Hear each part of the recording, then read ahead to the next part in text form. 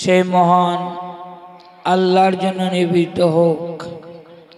সকলে একবার বলুন আলহামদুলিল্লাহ।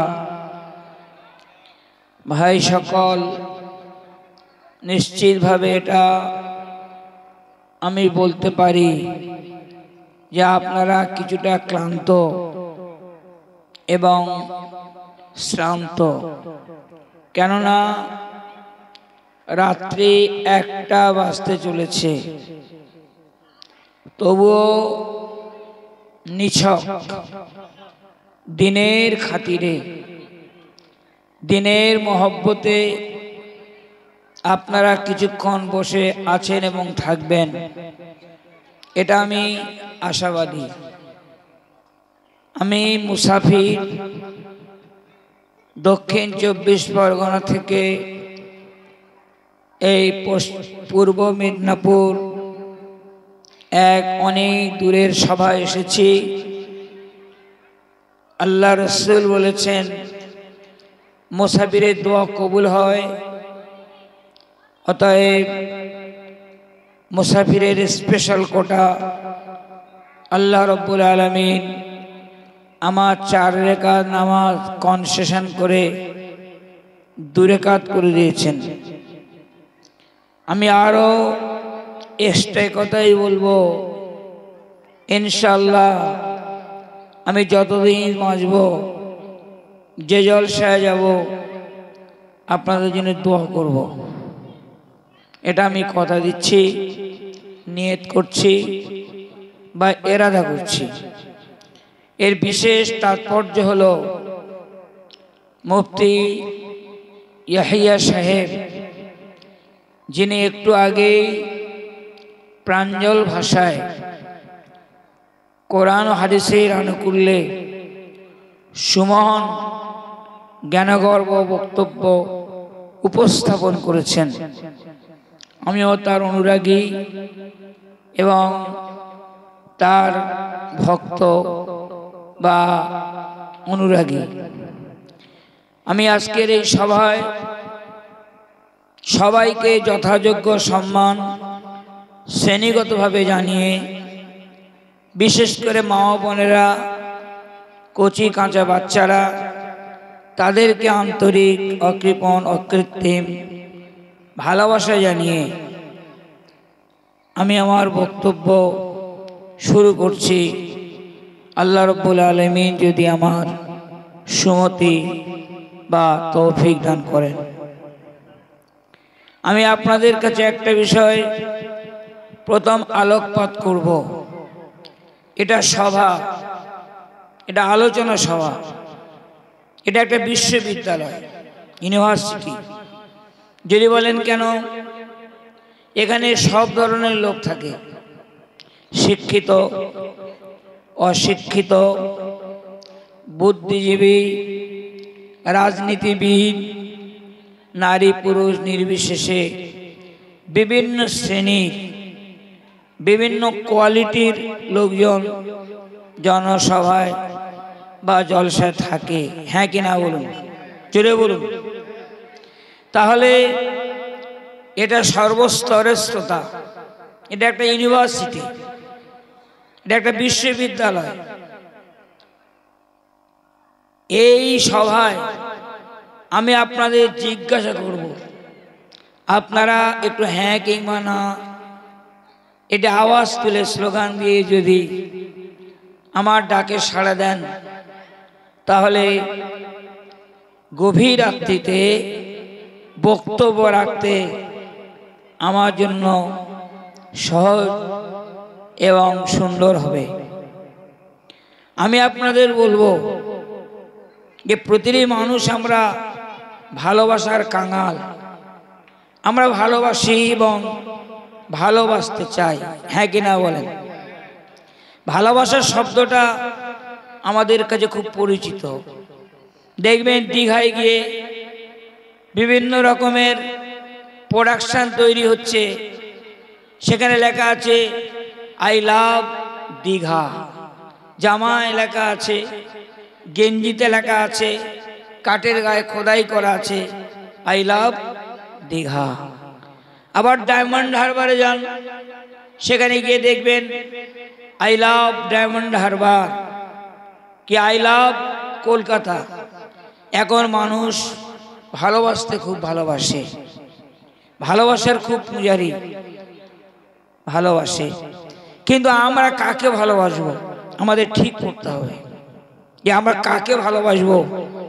কে বেওয়াফাই নয়, কার প্রতি বিশ্বাস আছে যে ভালোবাসলে বেঈমানি করবে না, বিশ্বাসঘাতকতা করবে না, বেওয়াফাই করবে না, প্রতারণা করবে না, এমন একজনকে ভালোবাসবো, এমন জনের সাথে প্রেম করব, মহব্বত করব, যে মহব্বতে যার সাথে করব তার মধ্যে কোনো ভেজাল নেই।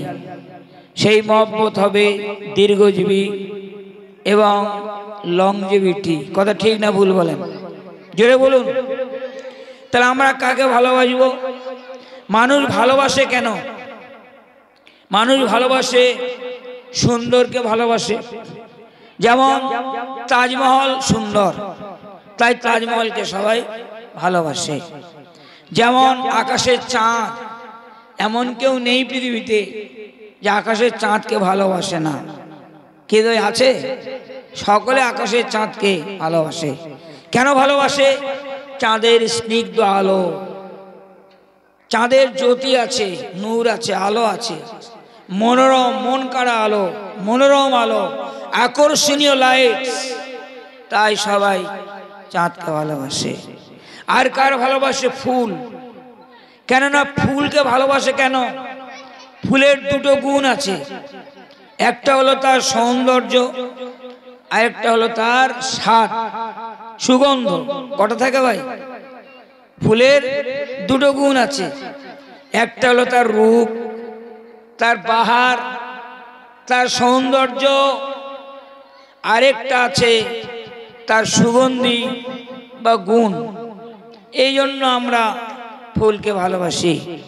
আসুন আজকে সব ভালোবাসা পিছিয়ে একজনকে ভালোবাসবো, যিনি সর্বকালে, সর্বযুগের, সর্বদেশের, সর্বজাতির, সার্বজনীন, বিশ্বজনীন, সর্বগুণের আধার। তিনি হলেন বিশ্বনবী জনাবে মুহাম্মদ রাসূলুল্লাহ সাল্লাল্লাহু আলাইহি ওয়াসাল্লাম। কেন? পৃথিবীতে যত রূপ আছে সবচেয়ে বেশি রূপ নবীজির আছে। কার আছে ভাই? নবীর মতো রূপ কারণ নেই। সাহাবীরা বর্ণনা করছেন, সাহাবীরা কিন্তু মিথ্যা বলেন না। আল্লাহ রাব্বুল আলামিন তাদের ক্যারেক্টার সার্টিফিকেট দিয়েছেন। সুবহানাল্লাহ বলুন। আল্লাহ বলছেন আস-সাবিকুনাল আউয়ালুনা মিনাল মুহাজিরিন ওয়াল আনসার ওয়াল্লাযীনা তাবাউহুম বিইহসান। আল্লাহ রাব্বুল আলামিন সাহাবীদের চরিত্রের সার্টিফিকেট দিয়েছেন এবং প্রিয় নবী বলেছেন আসহাবি কান্নুজুম বিআইহিম ইক্তাদাইতুম ইহতাদাইতুম। আকাশের তারকারা এক একটা সাহাবী, এক একটা স্টার, নক্ষত্র, তারকা। এভাবে নবীজি তাদের চরিত্রের সার্টিফিকেট দিয়েছেন। সেই সাহাবারা বলছেন যে আমরা পূর্ণিমা চাঁদ দেখেছি, 14 দিনের চাঁদ, আর আল্লাহর রাসূলের মুখ দেখেছি। 14 দিনের চাঁদের রূপটা নবীর চেহারা মোবারকের কাছে ফ্যাকাশে এবং মলিন হয়ে গিয়েছে। বলুন সুবহানাল্লাহ। তাহলে নবীর কত রূপ ছিল! চাঁদের আলো, সূর্যের আলো, তারকার আলো, বিদ্যুতের আলো, জেনারেটরের আলো, পৃথিবীর সব রূপ যেগুলো যদি একটা পাল্লায় দেওয়া হয়, রূপের হাটের রাজা, রূপ লাবণ্যের সাহেব বিশ্বনবীকে যদি একটা পাল্লায় দেওয়া হয়, আল্লাহর নবীর রূপটা ভারী হয়ে যাবে। বলুন সুবহানাল্লাহ। মনে রাখবেন, পৃথিবীর সকলের ছবি পাওয়া যায়। প্রিয় নবী এসেছেন 570 খ্রিস্টাব্দে, কিন্তু আল্লাহর নবীর ছবি নাই। কি ভাই আছে? জোরে বলেন। কিন্তু ঈসা আলাইহিস সালাম নবীর চেয়ে অনেক আগে এসেছেন, কিন্তু ঈসা আলাইহিস সালামের ছবি পাওয়া যাচ্ছে, মুসা আলাইহিস সালামের ছবি পাওয়া যাচ্ছে, দাউদ আলাইহিস সালামের ছবি পাওয়া যাচ্ছে, কিন্তু আমাদের প্রিয় নবীর ছবি নেই কেন? কোন জিনিসের ছবি তুলতে হলে তার চেয়ে জ্যোতির্ময় জিনিসের প্রয়োজন। লালও না দিয়ে লাইট না দিয়ে ছবি তোলা যায় না। তো নবীর ছবি তুলতে হলে নবীর চেয়ে জ্যোতির্ময় জিনিসের প্রয়োজন। পৃথিবীতে এমন কোনো জ্যোতি নেই, লাইট নেই যে নবীর রূপটাকে হ্রাস করে দিয়ে নবীর ছবি তুলবে। আর ছবি তুললে ক্ষতি কি হতো? কি ক্ষতি হতো নবীর ছবি হলে? নবীর ছবি হলে পৃথিবীতে ভূমিকম্প হয়ে যেত।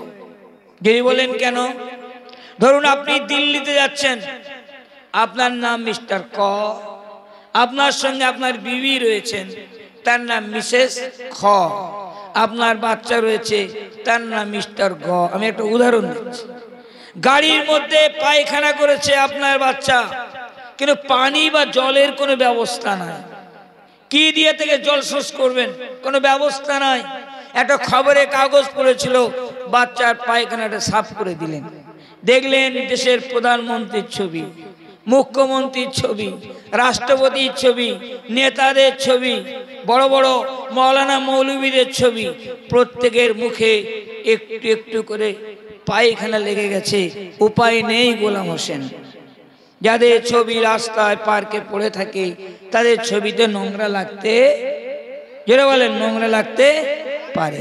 কিন্তু প্রিয় নবীর মুখে যদি, চেহারা মোবারকে যদি, তার শরীরে যদি কোনোভাবে ময়লা লেগে যেত, তাহলে কোনো মুসলমান বেঁচে থাকতে পারতো না, জমিনে ভূমিকম্প হয়ে যেত। কথা ঠিক না ভুল বলেন? এই জন্য মহান আল্লাহ তিনি তার মাহবুবের ছবি তোলার ক্ষমতা বা কোনো শিল্পীর, কোনো আলোকচিত্রীর, কোনো ক্যামেরাম্যানের এই ক্ষমতা, অধিকার, এ পাওয়ার আল্লাহ দেননি। তো প্রিয় নবী এত রূপ ছিল, তিনি রূপের হাটের রাজা, তিনি রূপ লাবণ্যের সাহেব। আপনারা জানেন পবিত্র কোরআনে একটা সূরা আছে, একটা ঘটনা আছে, ইউসুফ নবীর ঘটনা। কথা ঠিক না ভুল?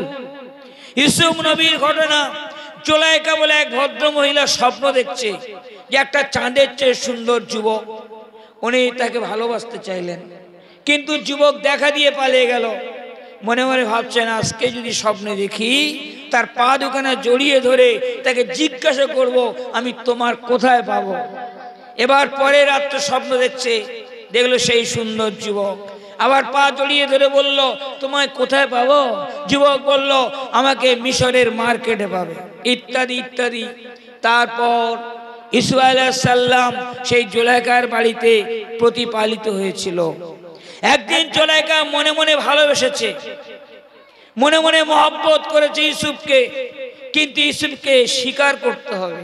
স্বীকার করার জন্য সে তার শৈবা সখাকে পরিকল্পনা মাফিক প্ল্যান করেছে, একটা বিল্ডিং তৈরি করেছে, প্রমোদ কানন, বিরাট অট্টালিকা, যাকে বলা হয় মাকানে মান্দুয়া। প্রমোদ কানন তৈরি করেছে, ঘরের ভিতরে ঘর, তার ভিতরে ঘর, তার ভিতরে ঘর। ইউসুফ আলাইহিস সালামকে সেই গোপন ঘরে নির্জনে নিরালায় ডেকে এবার জুলাইখা নিজের শরীরের কাপড় উলঙ্গ করে দিচ্ছে, ঘরের দেওয়ালে উলঙ্গ চিত্র তৈরি করেছে। ইউসুফ আলাইহিস সালাম আল্লাহর ভয়ে দৌড় দিলেন, অটোমেটিক দরজাগুলো সব খুলে গেল। একটা সুবহানাল্লাহ। সেই ইউসুফ আলাইহিস সালামের রূপে প্রেমে ফেঁসে গেল জুলাইখা। পাড়ার লোকেরা বলল, একটা বাদশার বেগম একটা চাকরের প্রেমে পাগল, চারদিকে হই হই ভাইরাল।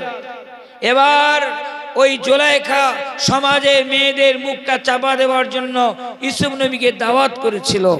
এই সমাজের মেয়েদের নিমন্ত্রণ করেছিল, মিশরের মেয়েদের নিমন্ত্রণ করার পরে প্রত্যেকের হাতে চাকু দিল, একটা করে ফল দিল, আর ইউসুফ আলাইহিস সালামকে তাদের সামনে আনলো। তার ইউসুফ নবীকে দেখে বলল, হাজা মালাকুন কারীম, এ তো মানুষ নয়, এ তো আস্ত ফেরেশতা। এই বলে ফল না কেটে প্রত্যেকটি মেয়ে তাদের হাত কাটলো। কি কাটলো? কেন হাত কাটলো? তারা রূপে বিবহর হয়ে গেল। ইউসুফ নবীর রূপ দেখে তারা হতভম্ব, তারা বিভর, তাদের মাথা ঠিক নাই, তার মগজ খারাপ। তারা ফল না কেটে কি কাটলো? হাত কাটলো। কিসের জন্য? ইউসুফ নবীর রূপ দেখে। হযরত আয়েশা সিদ্দিকা রাদিয়াল্লাহু তাআলা, আমার নবীর স্ত্রী, আমাদের মা, তিনি বলছেন, ও মিশরের মেয়েরা, তোমরা ইউসুফ নবীর রূপ থেকে হাত কেটেছিলে, তোমরা যদি একবার আমার স্বামীর রূপ দেখতে তোমাদের দিল কেটে টুকরো টুকরো হয়ে যেত। সুবহানাল্লাহ। তাহলে কার রূপ বেশি? কার রূপ বেশি? নবীজির। বলেন নবীজির। কার রূপ বেশি? জোরে বলেন কার? নবীজির রূপ বেশি। তাহলে ভালোবাসবেন চাঁদকে, ভালোবাসবেন ফুলকে, নবীকে কেন ভালোবাসবেন না? তার তো রূপ সবচেয়ে বেশি। এত রূপ ছিল। একজন খ্রিস্টান পাদ্রী কাবা শরীফ জিয়ারত করতে এসেছিল, কিন্তু আবু জেহেল বলল কাবা শরীফ জিয়ারত করা যাবে না। কেন? কাবা এলাকায় একজন নওজোয়ান ঘুরে বেড়ায়, তিনি আমাদের ভাতৃপ্রতিম, তার নাম মুহাম্মদ সাল্লাল্লাহু আলাইহি ওয়াসাল্লাম। তার সঙ্গে যার সাক্ষাৎ ঘটে সে তার দলে হয়ে যায়। আমাদের সন্তান সন্ততি, আমাদের বিবি বাচ্চা, আমাদের চাকর বাকর, আমাদের ছাত্র, আমাদের সন্তানেরা তারা আমাদের বিরুদ্ধে বিদ্রোহ ঘোষণা করে মুহাম্মদের ফেভারিট হয়ে যাচ্ছে সাল্লাল্লাহু আলাইহি ওয়াসাল্লাম। তাই আমরা সিদ্ধান্ত নিয়েছি কাবা এলাকাটা কয়েক সময়ের জন্য বন্ধ থাকবে। খ্রিস্টান পাদ্রী বলল আমরা কারোর কথা শুনবো না। এ কাবা কারোর বাবার জমিদারি নয়, কারোর পৈতৃক সম্পত্তি নয়, আমি জোর জবরদস্তি ঘুরবো। তখন কাফেররা বলল একটা শর্ত আছে, যদি ঘুরতে চাও একটা শর্ত আছে। কি শর্ত? কানে তুলে দিতে হবে, মাথা নিচু করে হাঁটতে হবে, কারোর সঙ্গে কথা বলতে পারবে না, আমরা পিছনে অবজার্ভ করব এবং পর্যবেক্ষণ করব। শর্ত সাপেক্ষে কাবা প্রদক্ষিণ করছে, জিয়ারত করছে। কিছুটা চলার পথে সেই পাদ্রী দেখল কাবা শরীফের কর্নারে একটা সুন্দর যুবক দাঁড়িয়ে আছে। চাঁদের চেয়ে সুন্দর মুখখানা, গোলাপের চেয়ে রাঙা রাঙা ঠোঁটখানা, মুক্তা চেয়ে ধবধবে দাঁতখানা, কাজল কালো চোখ, মস্ত নাক, সমতলা ভ্রু, নাকটা লম্বা কিন্তু খুব লম্বা নয়, চোখটা বড় বড় কিন্তু খুব বড় নয়, মাথায় এক রাশ চুল আছে কালো কুচকুচে, মাঝখানে সিথি আছে, কয়েকটা থাক আছে, খুব কোঁকড়ানো নয়, যেমন নদীর পানির ঢেউ খেলে।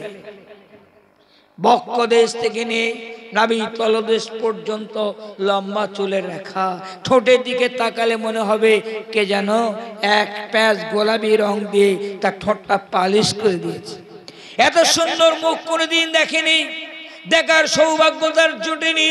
তাই ওই যুবককে দেখে থমকে চমকে দাঁড়িয়ে গেল। এবার কাফেররা বলল, মুশরিকরা বলল, তোমার সাথে শর্ত আছে যে তুমি কোনো দিকে তাকাবে না, কারোর সাথে কথা বলবে না। তুমি কি দেখছো?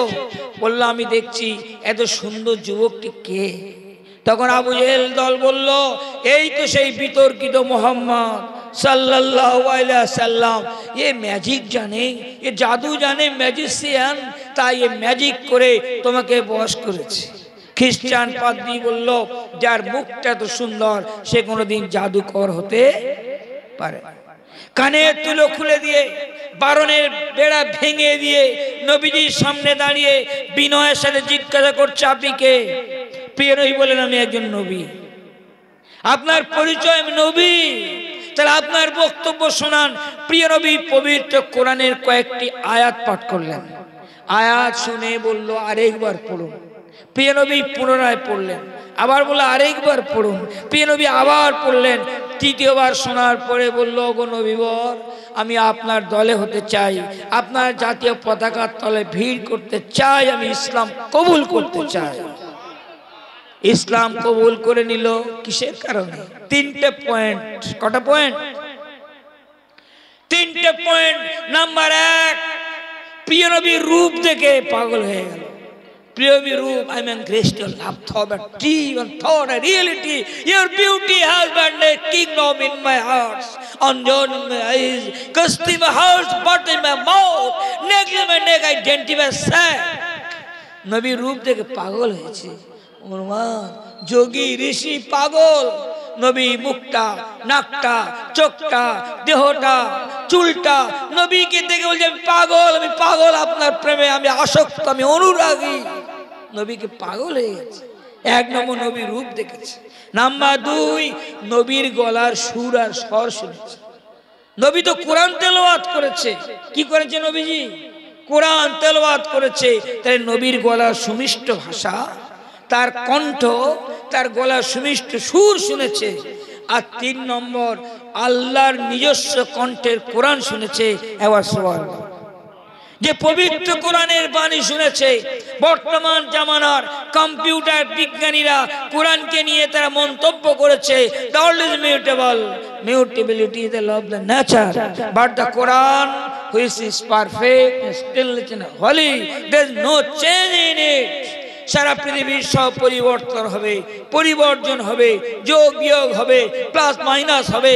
কোরআনের ভাব, কোরআনের ভাষা, কোরআনের সাহিত্য উপকরণ, তার বক্তব্যের মজবুত বাঁধনি, তার হাইপেন, তার সেমিকোলন, তার নোক্তা, তার বিন্দুর, তার জেরের, তার জবরের, তার ফাসাহাত, তার বালাগাত, তার অলঙ্কার শাস্ত্রের শব্দ বিন্যাসে, রস, স্বাদ, গন্ধে, সৌন্দর্যের, মাধুর্যের, পবিত্রতার, সৌজন্যতার কোনো পরিবর্তন, বিবর্তন, যোগ বিয়োগ, প্লাস মাইনাস নাই।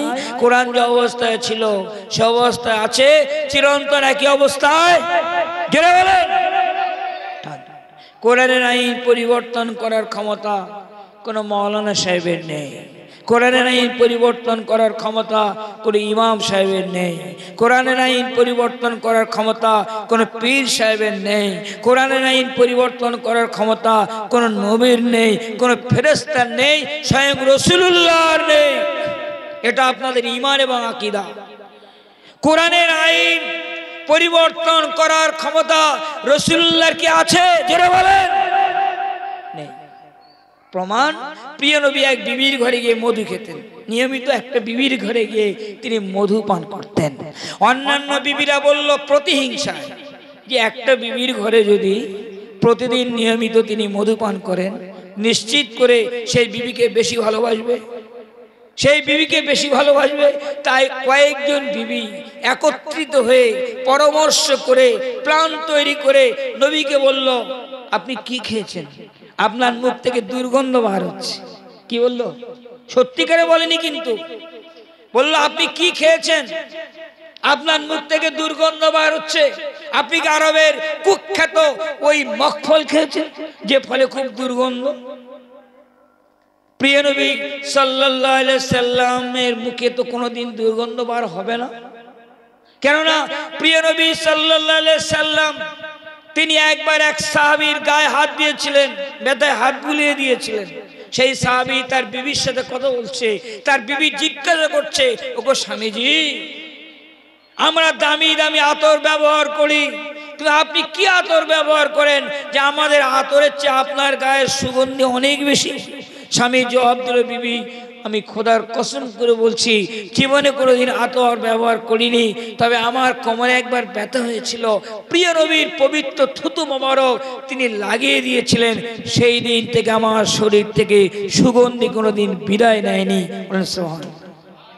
প্রিয় নবী যে রাস্তা দিয়ে হেঁটে যেতেন মাসের পর মাস, বছরের পর বছর, সে আর রাস্তায় সুগন্ধি বার হতো। প্রিয় নবী সাল্লাল্লাহু আলাইহি ওয়াসাল্লামের তো গুণ, তার থুতু পাক, তার পেশাব পাক, তার পায়খানা পাক, তার রক্ত পাক, তার ঘাম পাক। একবার পেশাব করে এক সাহাবীর হাতে দিয়েছিলেন, তিনি মহব্বতে খেয়ে ফেলেছিল। প্রিয় নবী জিজ্ঞাসা করলেন, আমার পেশাব কোথায় রেখেছ? হে আল্লাহর নবী, আপনার পেশাব আমার শরীরের মধ্যে প্রবেশ করেছে, আমি খেয়ে ফেলেছি। প্রিয় নবী বললেন, জাহান্নামের আগুন কোনোদিন তোমাকে স্পর্শ করবে না। প্রিয় নবী যুদ্ধের ময়দানে, জীবন যুদ্ধের মহান সাধক তিনি, মহান সেনাপতি, চিফ কমান্ডার, সিপাহ সালার তিনি জীবনে 28টা যুদ্ধ করেছেন, কিন্তু একটা প্রাণ তার হাতে মরেনি। একবার সুবহানাল্লাহ। এত বড় একজন সেনাপতি যিনি 28টা যুদ্ধ করলেন, একটা প্রাণ তার হাতে মরেনি। প্রথম বিশ্বযুদ্ধ হলো, লক্ষ লক্ষ মানুষ মারা গেল। দ্বিতীয় বিশ্বযুদ্ধ হলো, লক্ষ লক্ষ মানুষ মারা গেল। ভিয়েতনামের যুদ্ধে মৃত্যুর মিছিল বার হলো। উপসাগরের যুদ্ধে মৃত্যুর জবনিকা, শুধু বাতাসে বারুদের গন্ধ, পড়া মানুষের গন্ধে ঘুম নেই, এখনো প্রতিবন্ধী মানুষ জন্ম নিচ্ছে। আর ফিলিস্তিনের পবিত্র ভূখণ্ডে কি নির্মম অত্যাচার আর যুদ্ধ। তারা আজকে যারা যুদ্ধ করছে, তারা বলছে বিজ্ঞাপন দিয়ে, আমরা ধোয়া তুলসী পাতা, আমরা শান্তি চাই, শান্তি নামে সোনার হরিণ ধরতে চাই, আমরা শান্তির পয়রা উড়ে বেড়াই। তোমরা যদি শান্তির পয়রা হবে, অশান্তির সুকুন হবে কারা? অশান্তির কসাই হবে কারা? তাদের উচিত শিক্ষা নেওয়া দরকার যে প্রিয় নবী প্রয়োজনে পরিপ্রেক্ষিতে অস্ত্র হাতে নিয়ে বর্ম পরে যুদ্ধ করেছেন। 28টা যুদ্ধের মহানায়ক তিনি, কিন্তু একটা প্রাণ তার হাতে মরেনি। সেই প্রিয় নবী যুদ্ধে মাথায় তরবারি কোপ মেরেছে, গায়ে লোহার জামা, পরে লোহার পাজামা, মাথায় লোহার হেলমেট, লোহার বর্মে মুখটা ঢাকা, তরবারি হেলমেটে তরবারি কোপ মেরেছে নবীর মাথায় হেলমেটে। হেলমেট কেটে গিয়ে রক্ত নির্গত হতেছে। এক সাহাবী দৌড়ে গিয়ে রসুলের রক্তগুলো চুষে চুষে পান করছে। আল্লাহ রসুল বললেন, হে আমার ভক্ত, আমার রক্ত যার শরীরে প্রবেশ করেছে জাহান্নামের আগুন কোনোদিন তাকে স্পর্শ করবে না। প্রিয় নবী সাল্লাল্লাহু আলাইহি সাল্লাম পরিশ্রম করতেন। তিনি দুর্বল নন, তিনি কুঁড়ে নন, তিনি অলস নন। তিনি ছিলেন ধর্মের বীর, কর্মের বীর, সাহসিকতার পাহাড়, শৌর্যের বীর্যের হিমশৈল। তিনি জীবন যুদ্ধের মহান ক্ষেত্রভূমি। তিনি যুদ্ধ করেছেন, কর্ম করেছেন, সমাজের সেবা করেছেন। প্রিয় নবী কাজ করতেন, তার কপাল থেকে ঘাম বার হতো, শরীর থেকে ঘাম বার হতো। সাহাবায়ে কেরাম নবীর বিবিরা সেই ঘামগুলো শিশিরিতে ভরে রাখতো, আতরের মতো ব্যবহার করতো। একবার সুবহানাল্লাহ। সেই প্রিয় নবী সাল্লাল্লাহু আলাইহি ওয়াসাল্লাম, তাহলে কি তার মুখ দিয়ে দুর্গন্ধ বার হয়? কিন্তু বিবিরা তো বলছে, হুজুর আপনি কি খেয়েছেন, আপনার মুখ থেকে দুর্গন্ধ কেন? বলছে যাতে করে ওই বিবির ঘরে গিয়ে মধু না পান করে। প্রিয় নবী বিবিদের কথা শোনার পরে তিনি আল্লাহর নামে শপথ করলেন, আল্লাহর কসম আমি আর মধু খাবো না। আল্লাহ রাব্বুল আলামিন পবিত্র কোরআন থেকে একটা সূরা অবতীর্ণ করলেন, যে সূরাটির নাম সূরা তাহরিম। সেই সূরায় আল্লাহ নবীকে বলছেন, হে নবী আমি মধুকে হালাল করেছি, তুমি তোমার বিবিদের সন্তুষ্ট করার জন্য না খাওয়ার কসম করেছো, কসম ভেঙে দাও, কাফারা দাও, পুনরায় মধু খাওয়া শুরু করো। এই ঘটনার দ্বারা কি প্রমাণিত হয়? কোরআনের আইন পরিবর্তন করার ক্ষমতা স্বয়ং রাসূলুল্লাহর নেই। রাসূলুল্লাহ যদি না থাকে তাহলে কার থাকতে পারে? কোন রাষ্ট্রনায়কের থাকতে পারে? কোন বিচারকের থাকতে পারে? কোন আদালতের থাকতে পারে? দুঃখের বিষয়, পরিতাপের বিষয়, ভারতবর্ষের সুপ্রিম কোর্টের প্রধান বিচারপতি ওয়াইবি চন্দ্রচূড় শাহবানু মামলাতে এই পবিত্র কোরআনের বিরুদ্ধে রায় দিয়েছিল। পবিত্র কোরআনের বিরুদ্ধে রায় দিয়েছিল ভারতবর্ষের উচ্চ আদালত। আমরা মুসলমানরা আইনকে সম্মান করি, আমরা সংবিধানকে শ্রদ্ধা করি, কেননা একজন প্রকৃত মুসলিম হলে সে উচ্ছৃঙ্খল হতে পারবে না, প্রকৃত মুসলিম হলে সে বিপর্যয় করতে পারবে না, প্রকৃত মুসলিম হলে সে ফিতনা করতে পারবে না, প্রকৃত মুসলিম হলে আইন বিরোধী হবে না, দেশ বিরোধী হবে না, মুলক বিরোধী হবে না। কি ভাই কথা ঠিক না ভুল বলেন? আমরা তো আদব মানি, আদব বেয়াদব জান্নাতে যাবে না। তাই আমরা ভারতবর্ষের সুপ্রিমকে আমরা সম্মান করি, সুপ্রিম কোর্টকে। তাই বলে এই নয়, ভারতবর্ষের সুপ্রিম কোর্ট যদি পবিত্র কোরআনের বিরুদ্ধে রায় দেয় তাহলে সে রায় মুসলমানরা মেনে নিতে পারবে। ভারতবর্ষের সুপ্রিম কোর্ট কিভাবে রায় দিল ভাবতে বড্ড অবাক লাগে। কেননা সংবিধানে লেখা আছে, সংবিধানের ডাইরেক্ট প্রিন্সিপাল প্রস্তাবনা, সংবিধানের মৌলিক ধারা, ফান্ডামেন্টাল রাইটস মৌলিক ধারা, সেখানে লেখা আছে এদেশে যারা জন্মগ্রহণ করেছে, যাদের দেখার কোনো দেশ নাই, তারা তাদের ধর্মের বিধান নিখুঁতভাবে মেনে চলবে, সেখানে কেউ হস্তক্ষেপ করতে পারবে। তাহলে ভারতবর্ষের সংবিধান যদি বলে যে কোরআনের পরিবর্তন হবে না, হস্তক্ষেপ হবে না, তাহলে ভারতবর্ষের সুপ্রিম কোর্ট কি করে কোরআনের বিরুদ্ধে রায় দেয়? ভারতবর্ষের সুপ্রিম কোর্টের প্রধান বিচারপতি ওয়াইবি চন্দ্রচূড় শাহবানু মামলাতে পবিত্র কোরআনের বিরুদ্ধে রায় দিয়েছিল। ভারতবর্ষের উলামায়ে কেরামের নেতৃত্বে, ভারতবর্ষের ইমামদের নেতৃত্বে, ভারতবর্ষের মুসলিম যুবগোষ্ঠীর নেতৃত্বে তাম ভারতবর্ষ জুড়ে গণ আন্দোলন হয়েছিল। জেল ভরো আন্দোলন, দেশ জাতি রক্ষা করে জেল ভরো, লড়বো আর মরবো আর জেল ভরবো, জেল বড় আন্দোলনের পরিপ্রেক্ষিতে তৎকালীন ভারতবর্ষের ক্ষমতার মসনদে ছিল রাজীব গান্ধী। রাজীব গান্ধী মুসলমানদের দিকে লক্ষ্য রেখে এবং মুসলমানদের স্পর্শকাতর বিষয় ভেবে তিনি সংসদ ভবনে একটা নতুন বিল পাস করলেন, তার নাম মুসলিম মহিলা বিল।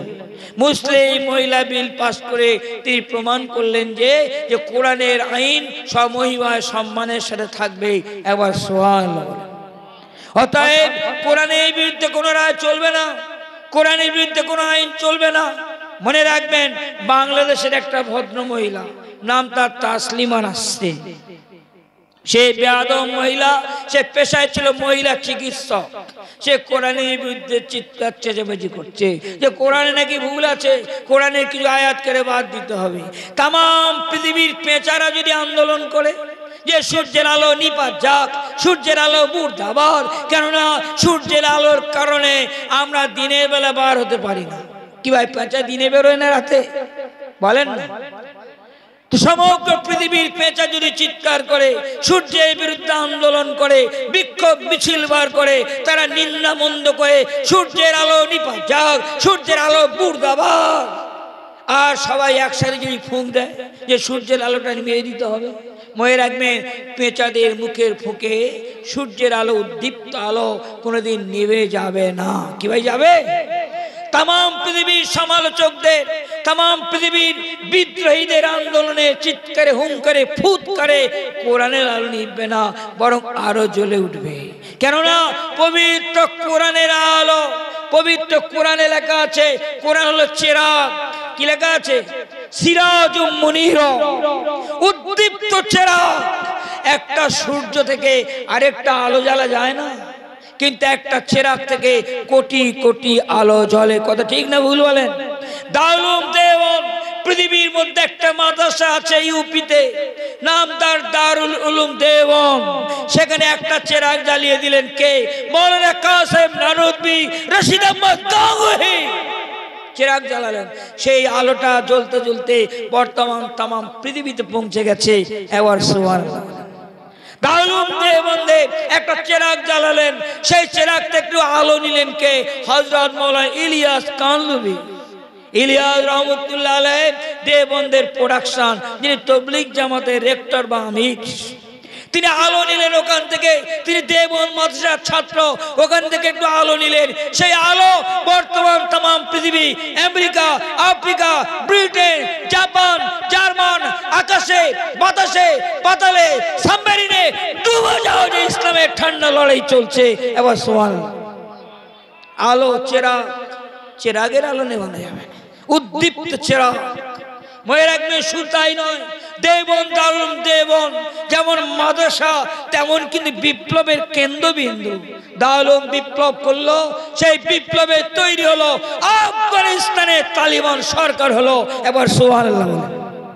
মনে রাখবেন, পৃথিবীর মধ্যে একটা শ্রেষ্ঠ মাদ্রাসা আছে, তার নাম জামে আজহার কায়রো বিশ্ববিদ্যালয়। কিন্তু জামে আজহার কায়রো বিশ্ববিদ্যালয়, সেখানে ছাত্র তৈরি হয়, সেখানে মুফতি তৈরি হয়, সেখানে মাওলানা তৈরি হয়, এলেমের শিক্ষাদান দেওয়া হয়, কিন্তু সেখানে বিপ্লবী তৈরি হয় না। কি তৈরি হয় না? সংগ্রামী তৈরি হয় না, বিপ্লবী তৈরি হয় না, মুজাহিদ তৈরি হয় না। কিন্তু দারুল উলুম ব্যতিক্রম। দারুল উলুম যেমন মুফতি তৈরি করে, কারি তৈরি করে, হাফেজ তৈরি করে, মাওলানা তৈরি করে এবং বিপ্লবী ও মুজাহিদ তৈরি করে। যার ফলগু ধারা আজকে আফগানিস্তানে পৌঁছে গেল, যার ফলগু ধারা সিরিয়াতে চলে গেল, ইনশাআল্লাহ পৃথিবীর প্রত্যেকটি জমিনে প্রবেশ করবে। তাসলিমা, তুমি কোরআনের বিরুদ্ধে বক্তব্য রাখছো, এত বড় তোমার বুকের পাঠা। কোরআনের বিরুদ্ধে বক্তব্য রাখছে, বক্তব্য রাখতে রাখতে রাখতে রাখতে এমন পর্যায়ে চলে গেল, লাস্টে একখানা বই লিখলো, বইটার নাম নির্বাচিত কলাম। সেই বইটাতে এত নোংরা ভাষা, এত অশ্লীল ভাষা প্রয়োগ করলো। তারপর আরেকটা বই লিখলো, বইটার নাম লজ্জা। কি নাম? অপরাজিতা। খুব লজ্জা লেগেছে। যার মোটেই লজ্জা নেই সে লজ্জা নামের বই লিখেছে, কিন্তু তার জীবনে কোনো লজ্জা নেই। সে লজ্জা নামের বই লিখেছে। ওই বেয়াদব মেয়েটা বলছে আমার বাবার সাথে আমার মায়ের যে মিলন হয়েছিল, স্পর্শকাতর মুহূর্তে আমি লুকিয়ে লুকিয়ে দেখতাম আর আমি তার স্বাদ গ্রহণ করতাম। এরপরে কি তার লজ্জা আছে বলেন? বলেন। সেই মেয়েটা লজ্জা নামের বই লিখলো, আর সে বইটা মুড়ি মুড়কির মতো আমাদের ভারতবর্ষে বিক্রি হলো। সে বইটা পাবলিশ করলো আনন্দবাজার পাবলিকেশন। আনন্দবাজার থেকে আনন্দ পুরস্কার দিল লজ্জা নামের বই লিখে। এদিকে লজ্জা নামের বইতে কি আছে? সে বইটাতে আছে যে বাংলাদেশের মুসলমানরা মন্দিরগুলো ভেঙে দিচ্ছে, বাংলাদেশের মুসলমানরা হিন্দু ভাইদের উপরে অত্যাচার করছে। তাই এটা খুব লজ্জা, নিশ্চিত লজ্জা। যদি কোনো মুসলমান হিন্দু ভাইকে অত্যাচার করে, যদি কোনো মুসলমান হিন্দু ভাইদের মন্দিরে আঘাত দেয়, নিশ্চয়ই সেটা মানবতার কলঙ্ক। কথা ঠিক না ভুল বলেন? কোরআন পাকে লেখা আছে লাকুম দীনুকুম ওয়ালিয়া দীন, তোমার ধর্ম তোমার, আমার ধর্ম আমার। তুমি যেমন কর্ম করবে তেমন ফল পাবে, আমি যেমন কর্ম করব আমি তেমন ফল পাবো। কোরআন পাকে লেখা আছে লা ইকরাহা ফিদ্দীন, ধর্মে জোর জুলুম নাই, জবরদস্তি নাই। কোরআন পাকে লেখা আছে অমুসলিমদের দেব দেবীদের তোমরা আঘাত দিও না, গালি দিও না। কোরআন পাকে লেখা আছে ধর্ম নিয়ে বাড়াবাড়ি করো না। তাহলে যদি কোনো মুসলমান মন্দির ভেঙে দেয়, অমুসলিম হিন্দু ভাইয়ের আঘাত করে, নিশ্চয়ই সেটা লজ্জা। কিন্তু তাসলিমা, তুমি ওপার বাংলার লজ্জাটা এপার বাংলায় লিখলে, আর এপার বাংলার লজ্জাটা তোর কোন বাপ লিখবে, তোর কোন 14 পুরুষ লিখবে? ভারতবর্ষে মাটিতে, ভারতবর্ষ স্বাধীন হলো, স্বাধীন ভারতবর্ষের মাটিতে 22,500 বার সাম্প্রদায়িক দাঙ্গা হলো। বাতাসে বারুদের গন্ধ, পরামর্শে গন্ধে ঘুম নেই। ভারতবর্ষের বাড়িতে একটা ঐতিহাসিক পবিত্র মসজিদ বাবরি মসজিদ শহীদ হলো, কাটরা মসজিদে আক্রমণ হলো। এ লজ্জাটা তোর কোন বাপ লিখবে, তোর কোন 14 পুরুষ লিখবে? মনে রাখবেন কোরআন পাকে লেখা আছে ওয়ালা তানকিহুল মুশরিকাতে হাত্তা ইউমিনা, তোমরা মুসলমান মুশরিকা মেয়েদের বিয়ে করো না যতক্ষণ পর্যন্ত তারা ইসলাম ধর্ম গ্রহণ করে। তাসলিমার বাবা একজন মুসলিম, তাসলিমার মা হলো খ্রিস্টান। বাবা ঘোড়া, মা গাধা। গাধার ঘোড়ার মিলনে কি তৈরি হয় বলেন? তৈরি হলো হাইব্রিড খচ্চর তাসলিমা নাসরিন। আর এই খচ্চরকে ভাড়া করে আনলো এদেশের একদল খচ্চর, আনন্দবাজার পাবলিকেশন।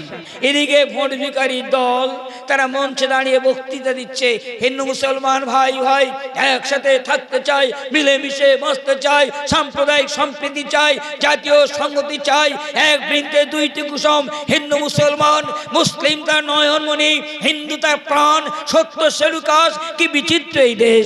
নানা ভাষা, নানা মত, নানা পরিধান, বিবিধের মাঝে দেখো মিলন মহান।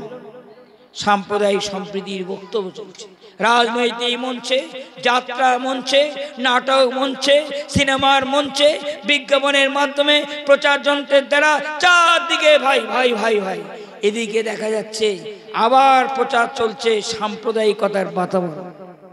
শিশু সাহিত্য লেখা আছে করিমের বাবা ট্রাক্টর চালায়, রহিমের বাবা চাষ করে খায়, তমির মিয়ার গরুর গাড়ি, আব্দুল মাঝি জয়নাল ধরে হাল, মস্তবা তিস্তা নদীর ধারে বাস করে, মজদুরির কাজ করে। তাহলে যত মুসলমান আছে সব মুঠে মজুরের যা।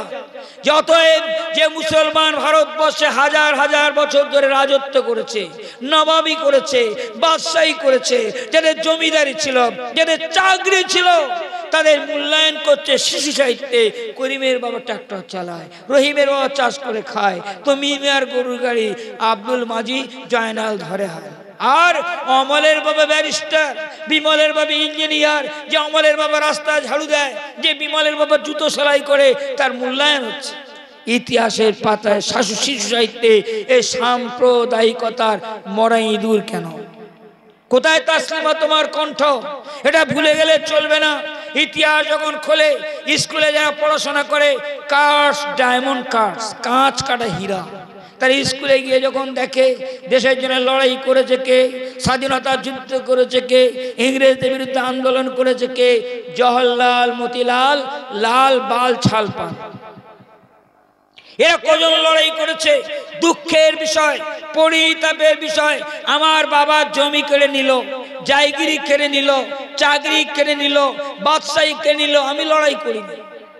আমি লড়াই করিনি, আমি বসে বসে শুধু ঘাস কেটেছি। কে লড়াই করেছে? আমার বাবার জমি উদ্ধারের জন্য আমার চাচতো ভাই, খালাতো ভাই, ফবতো ভাই, মামাতো ভাই, শততো ভাই, জওহরলাল, মতিলাল, লাল, বাল, ছাল, পাল, এরা কজন লড়াই করেছে। এটা ভুলে গেলে চলবে না। অমুসলিমরা যদি 1 কুইন্টাল খুন দেয়, আমরা 10 কুইন্টাল খুন দিয়েছি। অমুসলিমরা যদি 1000 প্রাণ দেয়, 10,000 প্রাণ দিয়েছি। অমুসলিমরা যদি 1000 জেল খাটে, আমরা 10,000 জেল খেটেছি। আন্দামান দ্বীপপুঞ্জ তার সাক্ষী, বালাকট প্রান্তর তার সাক্ষী, কানপুর ইলাহাবাদ তার সাক্ষী, সিটি অফ জয় কলকাতা তার সাক্ষী। এ মাটির সুখে দেখুন, নিকে দেখুন, আমাদের রক্তে গন্ধ যায়নি, আমাদের রক্তে রঞ্জিত, আমাদের ঘামে সিঞ্চিত। আমরা ভারতবর্ষকে স্বাধীন করার জন্য কুইন্টাল কুইন্টাল খুন দিয়েছি। ইংরেজদের পা চাটা ঐতিহাসিক, ইংরেজদের ওষুধ খাওয়া ঐতিহাসিক, ইংরেজদের ট্যাবলেট খাওয়া ঐতিহাসিক, ইংরেজদের ওষুধ খাওয়া ঐতিহাসিক। হিন্দু মুসলমানের বিভাজন তৈরি করার জন্য ডিভাইড এন্ড রুল সাম্প্রদায়িক দাঙ্গা তৈরি করে দেশকে টুকরো করে ভারতবর্ষের সার্বভৌমত্ব, ভারতবর্ষের শক্তিকে খর্ব করার জন্য এটা একটা ষড়যন্ত্র, চক্রান্ত। আজকে দুঃখের সঙ্গে বলবো, আমরা দেশের জন্য প্রথম শহীদ হয়েছি। তার নাম বাংলা, বিহার, উড়িষ্যা শেষ স্বাধীন নবাব সিরাজউদ্দৌলা। ভগবান গলা নদী কিনারায় বুড়ি গঙ্গার ধারে তিনি বেগম লুৎফার হাত ধরে মেরে বলেছিলেন, হে বেগম লুৎফা, আবে জমজম খুরমা বাদাম, আমার নানা আলীবর্দী খাঁ প্রত্যেক দিন ফজরের নামাজের পরে আর জমজমার পানি আর মদিনার খেজুর দিতেন। আমি আমার জীবনে 18 বছর পর্যন্ত জমজম পানি আর খুরমা ছাড়া আমি নাস্তা করিনি।